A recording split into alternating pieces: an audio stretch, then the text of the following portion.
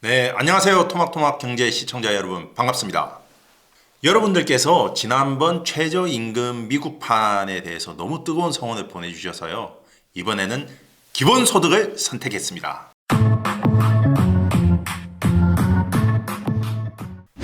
기본소득은 뭘까요?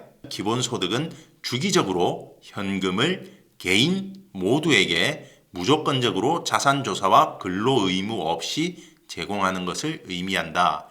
최근 우리나라에서 이제 일부 정치인들을 중심으로 기본소득 논쟁이 일고 있습니다만은 사실 기본소득에 대한 논의의 역사는 상당히 오래됐습니다. 기본소득의 역사를 한번 살펴보실까요? 동양의 고전이죠. 맹자 등문공편에 이런 구절이 있습니다. 유항산자 유항심, 무항산자 무항심. 꾸준한 소득이 있으면 꾸준한 마음, 항심이 백성들에게 있을 것이요. 무항산, 꾸준한 어떤 소득, 생산이 없으면 무항심, 일정한 마음이 백성에게 없다. 그래서 어떤 사회가 안정이 되려면 항산이 있어야 된다. 이런 이야기를 맹자께서 하셨고요. 서양으로 눈을 돌려볼까요? 1516년 토마스 모어의 유토피아라는 소설, 도둑을 줄이려면 교수형과 같은 끔찍한 형벌 대신 모든 사람에게 약간의 생계 수단을 지급해야 한다. 즉 어느 정도의 안정적인 생계의 기반을 제공해 준다면 범죄가 획기적으로 줄어들 것이다. 이런 생각을 무려 1516년에 벌써 했다는 이야기죠. 실제 그럼 시행했던 역사는 없을까요? 있습니다. 1976년이죠. 미국의 알래스카 주에서요. 석유에서 나오는 수입으로 그 알래스카 연구 기금이란 걸 만들었다고 합니다. 그리고 여기 이 기금을 통해서 주민들에게 조건 없이 기본소득을 지급했고 지금도 하고 있다고 합니다. 해외에서는 어떤 논의들이 있었을까요? 스위스에서는 2016년 6월에 기본소득 도입에 대한 국민투표를 실시했다고 합니다. 국가적으로 도입하자! 이 얘기를 벌써 2016년에 했었다는 이야기죠. 비슷한 시기에 핀란드에서도 기본소득 실험을 시작했고요. 네덜란드 그리고 캐나다 온타리오주 등에서 기본소득을 정책으로 실험했다고 합니다. 그런데 제가 또 살펴보니까 캐나다 온타리오 같은 경우는 재정상의 문제를 들어서 이 실험을 중지했다고 해요. 근데 또 최근에는 그 코로나19 때문에 다시 기본소득 문제가 또 의제로 부상했다고 합니다. 기본소득 찬성하는 이유는 뭐고 반대하는 이유는 무엇일까요? 찬성하는 입장은 크게 보면 세 가지 정도로 나뉘는 것 같습니다. 첫째, 기술 발전에 따른 부작용을 줄일 수 있다는 겁니다. 제가 앞서 전기차 이야기할 때에도 좀 언급을 드렸던 것 같은데요. 자동화가 진행이 될수록 어떤 생산에서 노동이 차지하는 비중이 줄어든다는 겁니다. 그런데 노동은 가계의 주요 수입원이잖아요. 그러니까 국민소득에서 가계로 가는 몫이 계속 줄어드는 거예요. 이런 부분을 기본소득이 메워줄 수 있다는 겁니다. 왜냐하면 가계소득이 줄어들면 그냥 단순히 가계가 가난해지는 것이 아니라 경제가 생산과 소비로 돌아간다고 했을 때에 소비 여력이 크게 줄어든다는 걸 의미하거든요. 그러면 제품을 만들면 뭐합니까? 상품을 만들면 뭐예요? 사지를 못하는데. 그래서 이것을 어떤 기본소득 형태로 가계에 지급함으로써 어떤 소비를 생산과 어떤 균형을 맞출 수 있는 수준으로 유지하자. 이런 의미도 있는 걸로 보입니다. 그래서 결국 뭐냐면 기계화에 따른 일자리 실종 문제를 기본소득으로 해결하자는 건데요. 2016년 1월 다보스 포럼에서 발표된 일자리의 미래 보고서라는 자료에 따르면요. 2020년 작년까지죠. 미국 등 15개국에서 514만여 개의 일자리가 없어질 것 같다. 이런 이야기가 나왔다고 합니다. 4인 가구라고 치면 그렇죠. 무려 2천만 명에 가까운 사람이 소득이 없어진다는 이야기니까 상당히 좀 무서운 이야기가 되겠습니다. 이런 어떤 소득 보전, 일자리 상실의 문제를 보완하기 위해서 기본소득이 필요하다. 이런 접근이 약간의 어떤 좀 좌파적 성향의 접근이라고 본다면요. 우파적 성향에서 어떤 기본소득을 도입하자는 주장도 있습니다. 복지 정책이라는 것이 그때그때의 어떤 시대 변화를 반영해서 발전하다 보니까 굉장히 복잡하고 다층적으로 쌓여 있는 경우가 나오게 됩니다. 그래서 이제 복지 행정의 비효율성 이런 이야기들 많이 하잖아요.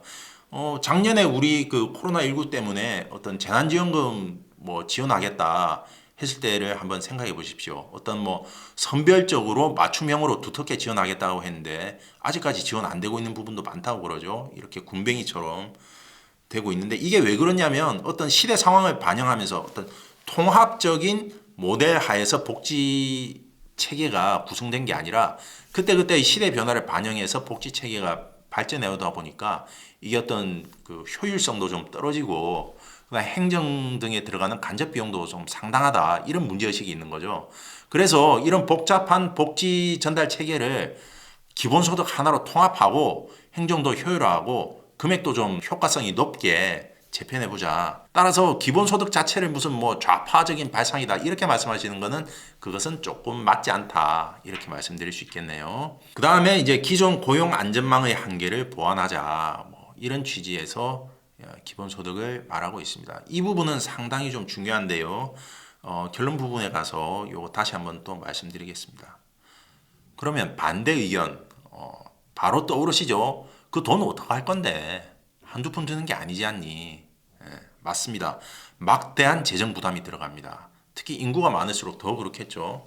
우리나라가 짊어질 재정 부담도 사실 작지는 않습니다.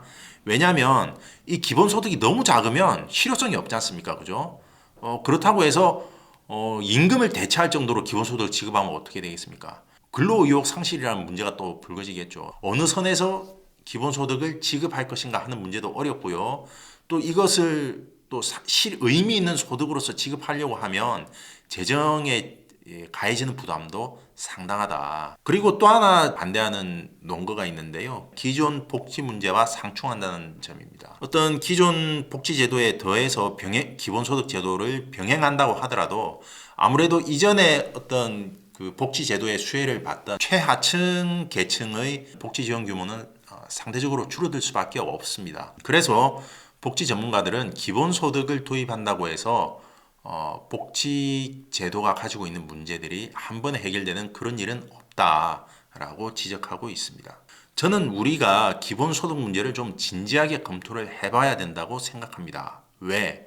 산업구조의 변화 문제 때문입니다. 지금 우리 사회는 어떤 기존 제조업 중심의 일자리에서 정보통신 중심의 일자리로 급격하게 옮겨가고 있습니다. 그렇다면 기존의 제조업에 종사하시던 분들이 가만히 앉아서 자기 일자리가 사라지는 것을 지켜보겠습니까?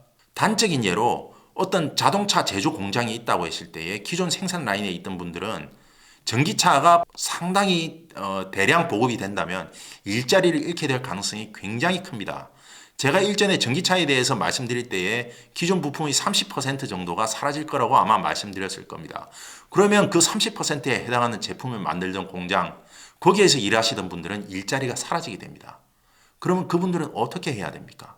여러분 가만히 앉아 계시겠습니까? 목숨 걸고 싸우겠죠? 바로 그런 사회 갈등이 벌어지게 되고 우리는 산업구조 질서 재편에 따른 막대한 사회적 비용을 치러야 됩니다. 그 비용을 생각했을 때에 과연 기본소득이 우리가 감당하기 어려울 정도로 값비싼 비용인가? 저는 이런 질문을 던져보고 싶은 겁니다.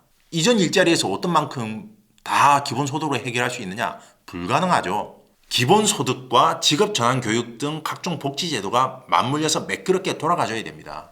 이것은 곧 다가올 우리의 미래에 대한 이야기며 우리 대한민국이 과연 무엇으로 먹고 살 것인가? 우리가 기본소득 제도를 도입할 수도 있습니다. 그리고 도입하지 않을 수도 있습니다. 그것은 누가 결정하느냐면 바로 이 프로그램을 보시는 여러분 그리고 우리 대한민국 국민들이 결정해야겠죠. 따라서 이 결정을 하기 위해서는 뭐가 필요할까요? 기본소득에 대한 진지한 논의가 이루어져야 된다고 생각합니다. 오늘의 이 영상이 기본소득 논의를 위한 하나의 시발점이 되는데 도움이 되었으면 합니다. 감사합니다.